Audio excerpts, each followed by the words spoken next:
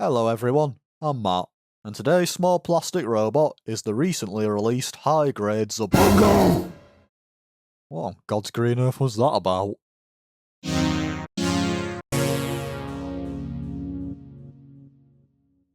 Fortunately unrelated to mildly disturbing children's television, the Xabungle hails from the 1982 anime series Combat Mecha Xabungle, a Sunrise production directed by Yoshiyuki Tomino of Gundam Legend. In the last couple of years, the Xabungle has seen something of a model kit renaissance, with a 1/100 scale offering from Good Smile Company's Modoroid line, and an even bigger 1/72nd scale set from Hasegawa.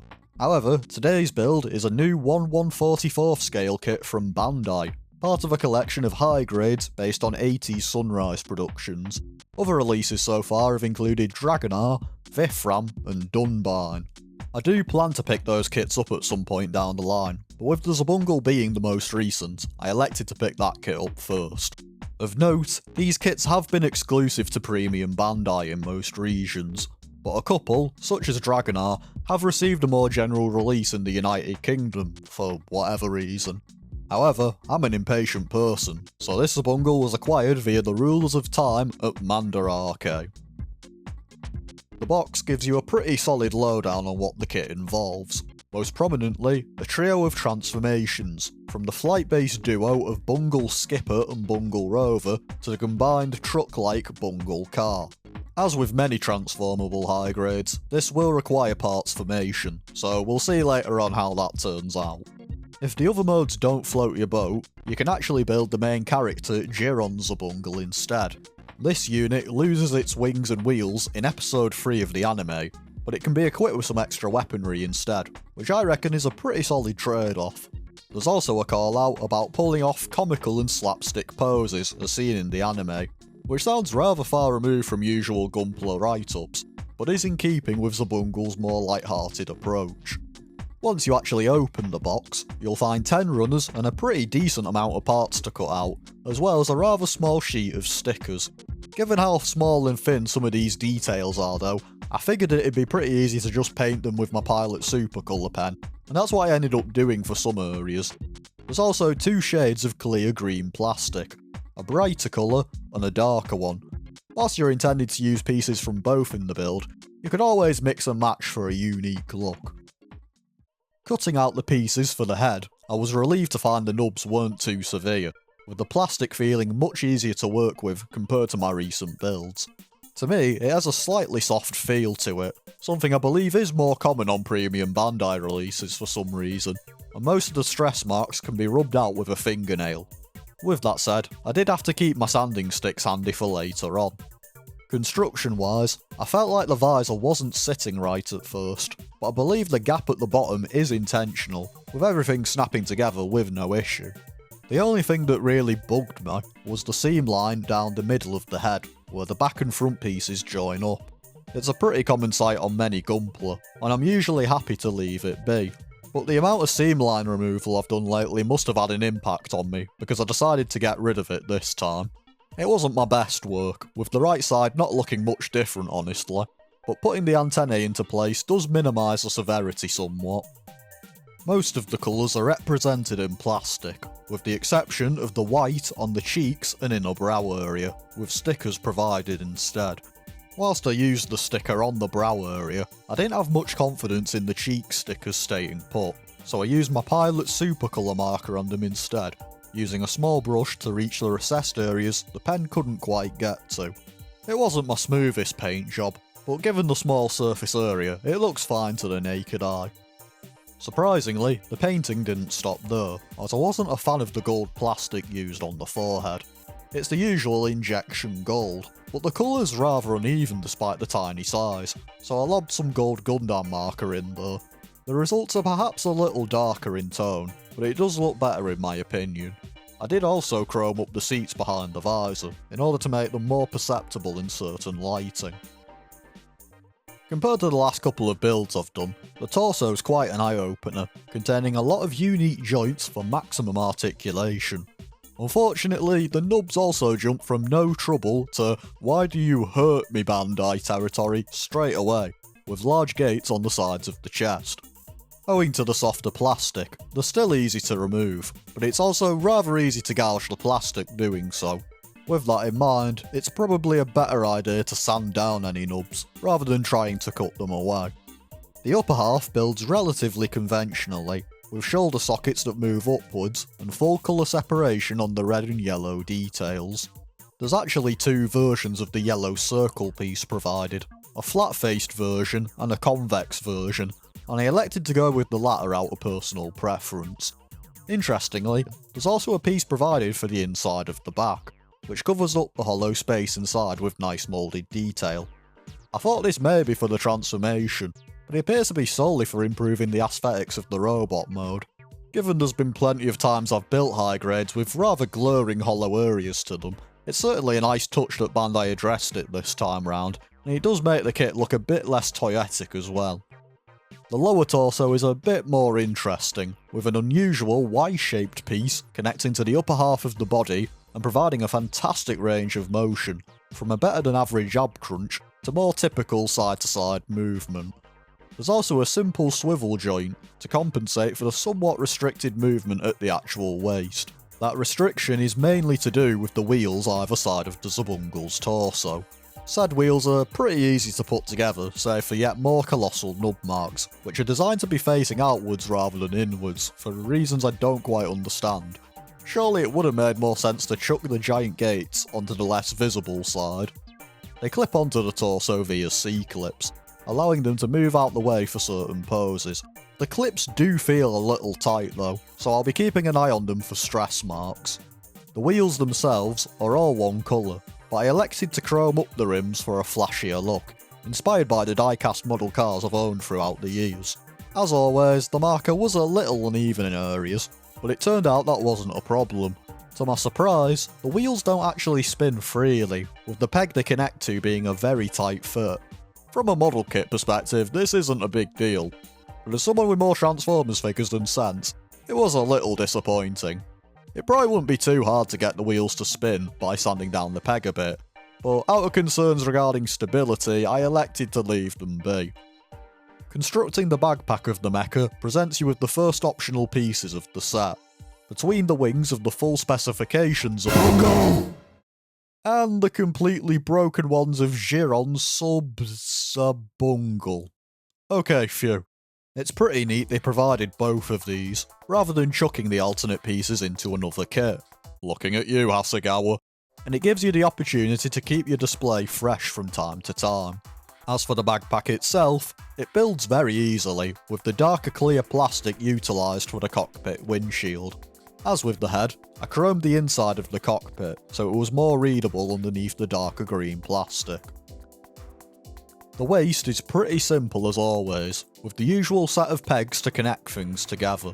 The colour separation is still excellent, with no stickers and a nice splash of yellow in the centre to break up the blue, as well as some red either side. The front skirts are one piece, as tends to be the norm on high grades, but it's no trouble at all to separate them. The connection of the side skirts is a little different in how they plug into the back skirt. It is something I've seen on kits before though, and in this case it provides space for the torso wheels to sit. In my opinion, this does make the final results look much cleaner and cohesive. The build of the arms is also relatively par for the course, with a good selection of joints for plenty of articulation. The upper arm terminates in a swivel joint for the shoulder, which is a structural part of the arm on this mecha, and there's a rotating ball joint inside the shoulder for vertical movements. I was a little bit apprehensive about the amount of seam lines this build was throwing at me, but they're all disguised as thick panel lines, which is something I'm always really glad to see. The double elbow bend is pretty phenomenal as well, with nothing really getting in the way of it. During this part of the build, you also get the next alternate parts to choose from for building either the full specifications of Bungle or Giron's unit without the wheels. Although the connection between the two arm halves can be a little tight once assembled, it's otherwise very easy to swap between the different forms. Otherwise, the wheels on the full specification unit build almost identically to the torso ones, and they have a little bit of movement to them, something that will facilitate the transformation later on. Finally, I advise you not to build robots whilst in the grips of the 1996 Andrew Weatherall Essential Mix, or you may find yourself putting the arm on backwards. Whoops.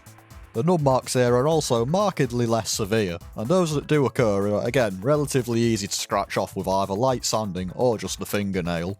That, and there's no stickers here, so you shouldn't need to do any painting beyond the panel lines. And now, for a turn of phrase I'm just as tired of repeating as you guys probably are of hearing. The legs were the most complex area of the kit. On this occasion, that's mostly because there's a collapsing mechanism for the transformation involved, but there were also some other surprises. Unfortunately, the first thing I encountered wasn't a surprise, and it wasn't great either. More giant nub marks. The biggest offenders are on the back of the legs and the sides of the feet, and it took some serious welly to get cleaned up. As always, I went red stick, blue stick, grey balancer, and whilst not invisible, it got rid of most of the nastiness. Also rather annoying were the stickers for the front of the feet. The ones on the bottom section have an absurdly small white border that's supposed to be bent into place, but the margin of error is so small that getting it placed right drove me mad. Fortunately, the white stickers for the upper segment are much easier to place, and they have a much more noticeable effect as well. Whilst I did apply some pilot marker in place of the lower stickers, the final results weren't the cleanest, so I mostly ended up painting the bulk of the area with my metallic blue Gundam marker.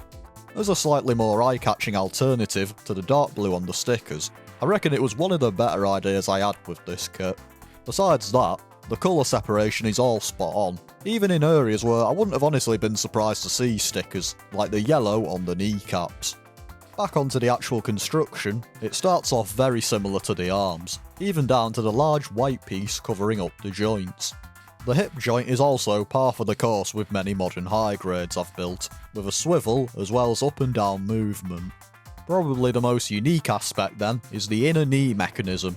As mentioned, there's a sliding gimmick for the transformation, but there's also a side-to-side pivot built in. As with the back piece from earlier, I initially figured this was for the transformation, but it also provides some more expressive articulation for the mecha mode, as I'll try and show later on.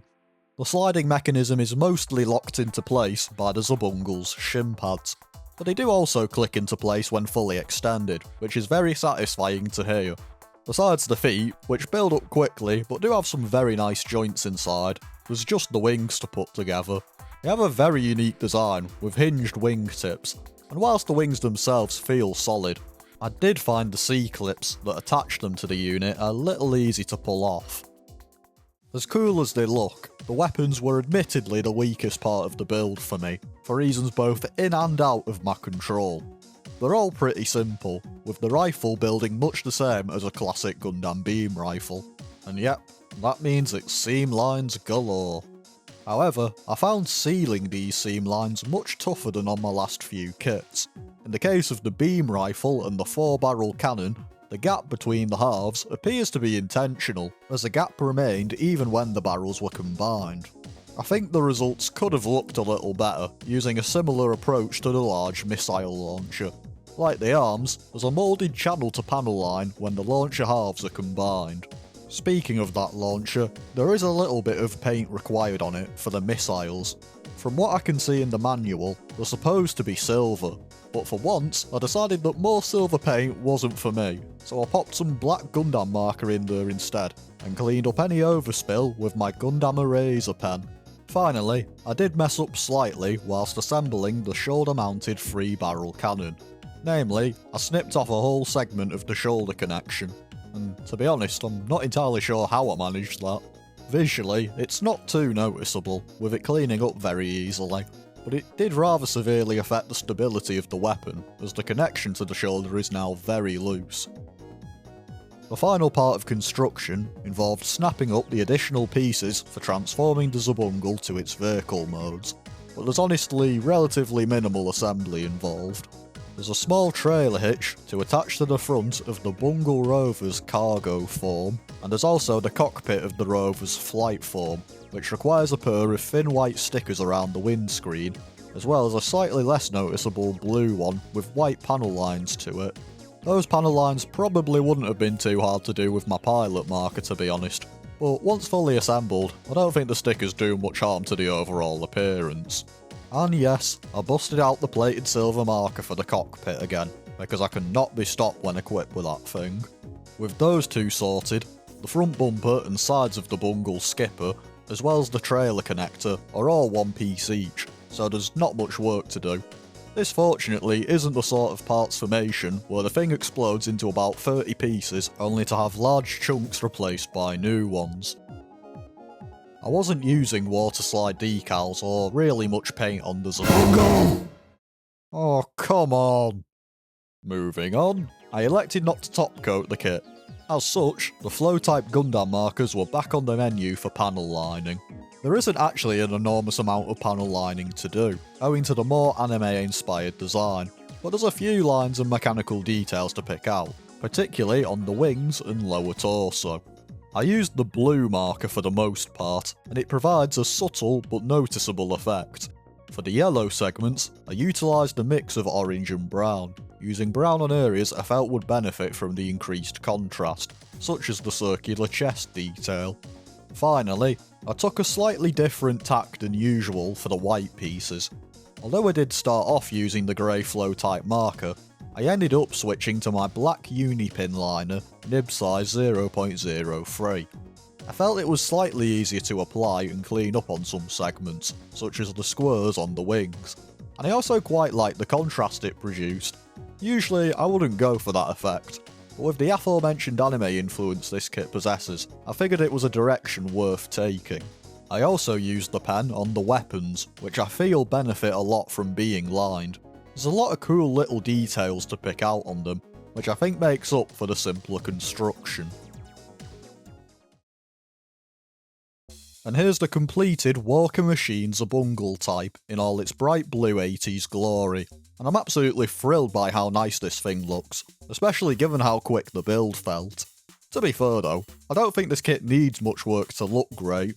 It's a unique looking mecha for sure, with the rather slender proportions being bulked up with the wings and wheels on the back and limbs, and those vehicle mode pieces are integrated really nicely into the robot.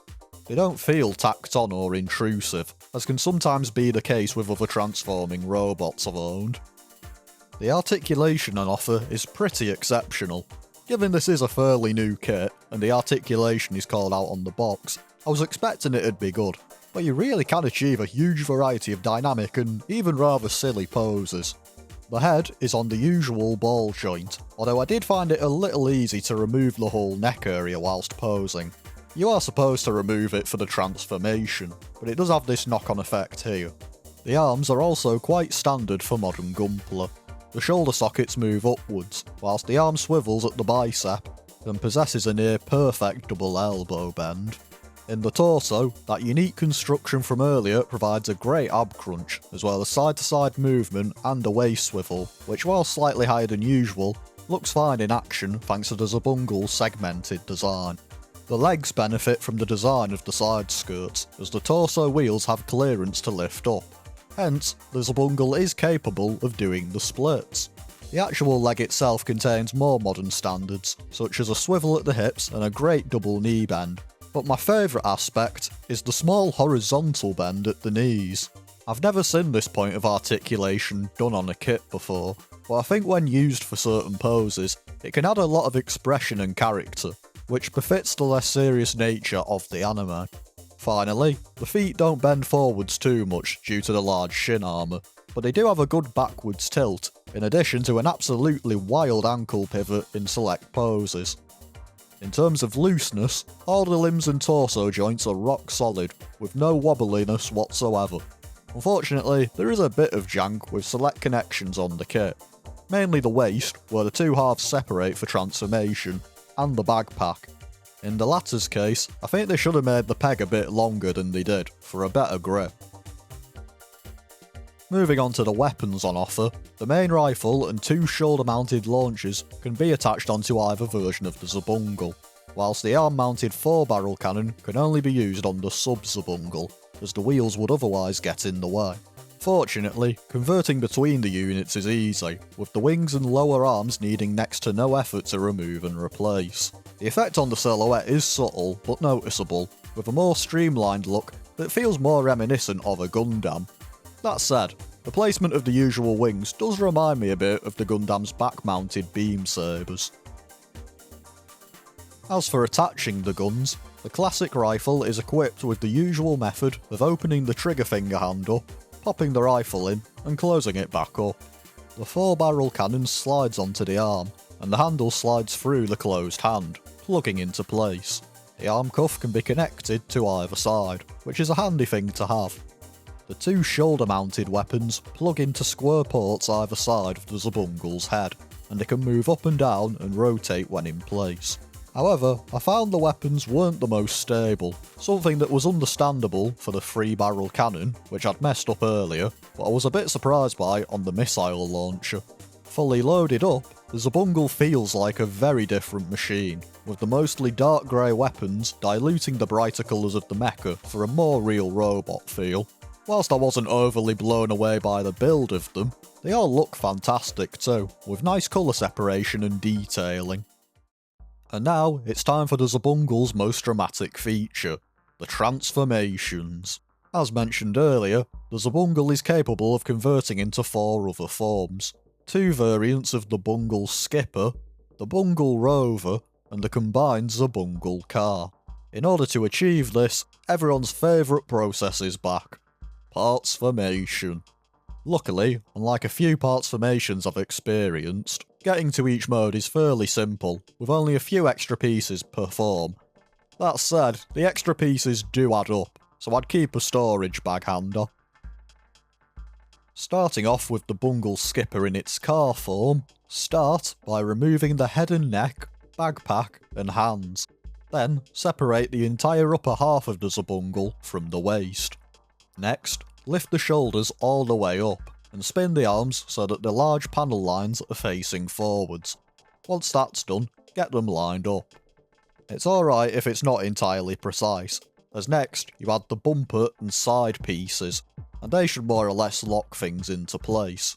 With that sorted, fold the wheels on the arms down and rotate the wheels on the torso into position. If things don't line up, I recommend placing the Xabungle on a flat surface to ensure all the wheels are level. Finally, close up the wings on the backpack and reattach it into the back socket to complete the Bungle Skipper. The Bungle Skipper, much like the larger mecha, looks spot on to the source material, looking very different from before thanks to the relatively minimal parts formation and emphasis on what used to be the back of the mecha, completely hiding all the yellow chest detail and shoulder design. Now, looking good is all it really does, owing to the wheels not rolling freely, but it does slide around on a smooth flat surface well enough, so I guess that's some kind of movement. The flight form is simple to get to as well, with the only steps being to flip down the wheels and swing back the wings. I personally feel this mode has a bit more shelf potential, as what used to be the waist socket can be connected to an action base, getting the unit up in the air and looking a bit more dynamic. Moving on to the Bungle Rover, transforming it to cargo form is just as easy. Start by straightening out the legs and then attach the provided grey piece to keep them in place. With that done, unclip the shins and slide the lower legs upwards. Then, swing the wings around to the front and clip them together to form the bulk of the cargo cover. To finish off the transformation, attach the blue cover piece to the front of the rover, pegging it into the waist section. The only thing left to do afterwards is to attach the hitch to the Bungle Skipper, allowing it to combine with the rover into the Xabungle Car, which probably should have been called the Xabungle Truck instead.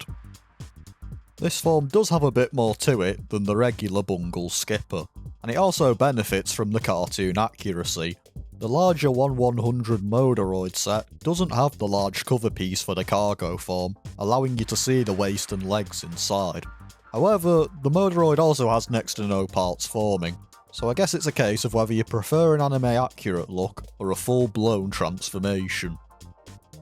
Finally, the Bungle Rover also has a flight form, and getting to it from the cargo mode is a pretty minimal process. You just flip the wings back out, making sure to flip the wingtips out as well, and you then replace the blue cover piece with a dedicated cockpit segment. Looks-wise, it's just as accurate to the anime as the rest of the set, but personally, I don't know how I feel about it. For one, it's a very bulky vehicle, and the wing placement is rather unique, so it doesn't look very flight-worthy, sci-fi logic be damned. More pressingly, it doesn't really differentiate itself like the skipper does, essentially looking like the lower half of the mecha with a cockpit chucked on. As with the flight form of the skipper, it does look a bit more interesting in the air on a stand, although landing gear is included for ground display. Size-wise, the Xabungle is virtually the same height as the RX-78-2 Gundam, as seen here with this channel's not quite greatest son, the real grade kit. As for the vehicle modes, I don't have any 1 to 1/44 scale cars on me, so here's the Bungle skipper next to a Spectrum patrol car from Captain Scarlet, a British children's television staple that, unlike Rainbow, was meant to be traumatic. I don't entirely know why, but these things more or less being the same size gives me some serious serotonin. And because it'd be wrong not to pop a robot truck next to the ghost of robot trucks, here's the Xabungle car form next to the Transformers Legacy Core class Optimus Prime. In my opinion, they complement each other quite well, although there's a Walker machine, dwarfs Prime in robot mode. Technically, the Xabungle beat Prime, or rather Diaclone's Battle Convoy, to the transforming truck punch by 2 years, although there was no transformation on Bandai's original Xabungle. Right, that's it, I'm wrapping this thing up. All in all, the high-grade Xabungle was easily one of the best kits I've built so far in 2024, if not the best. It looks incredible, like it walked out of the television screen, and the best-in-class articulation and posability give the set a massive amount of expression and character. For the most part, the build is simple, but it has enough to keep it interesting and engaging, with only a few stickers providing issues. The variety of display options in the box will also leave you spoilt for choice. 2 forms of Xabungle, a set of awesome weapons, and the different vehicle modes ensure you're getting your money's worth with this kit. Drawbacks of the build are mainly limited to the rather severe nub marks dotted throughout. If you're handy with sanding, or you prefer to paint your kits, they shouldn't be too problematic, but I was a bit caught out by how severe they were in places. Otherwise, there's a little bit of looseness in select areas, like the backpack and waist connections, and whilst the mecha mode is loaded with variations and articulation, the vehicles in comparison don't do a whole lot besides looking like they should. Of course, there's also the matter of parts forming, which won't be everyone's cup of tea, but I reckon it's been done relatively sensibly here, with the results hard to argue with. It does mean that certain configurations will leave you with a fair bit of leftover pieces though, so my advice is to keep a sandwich bag spare. In terms of alternatives, there's currently a couple on the market. I've mentioned the 1/100 scale Modoroid by Good Smile Company a few times in this video, and even with this kit in mind, I reckon it'd still be worth a look.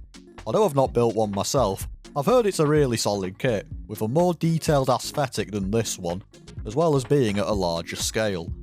Plus, it has a full transformation with next to no parts forming, so it's got quite a lot going for it. Otherwise, there's also Hasegawa's rather gargantuan sounding 1/72nd scale kit, released in early 2023 as part of their Creator Work series. However, I think out of the 3 on sale, this is probably the weakest offering. For one, it doesn't transform, and the extra weapons were only included in a separate limited edition version, which strikes me as a bit daft. Looking to the future, I'm hoping for some more Xabungle kits, as it has a fair few designs I'd fancy taking a crack at. For instance, a new take on the Walker Goliath, Jiron's replacement for the Xabungle in the anime's second half, something I'd be ordering on sight. Well, that just about wraps up my take on the high-grade Xabungle, a classic mecha whose return to the model kit spotlight has yielded a show-stopping high grade, and a series of very nonsensical nods to Rainbow. Whilst I'm definitely eyeing up the other Sunrise high grades Premium Bandai has been releasing now, I've also got a backlog of Gundams that's nearly as tall as me, so I think I'd best get back to that first. Also, I think I need to go recruit an exorcist to purge my YouTube of bungles. Until next time, thanks for watching, and take care everyone.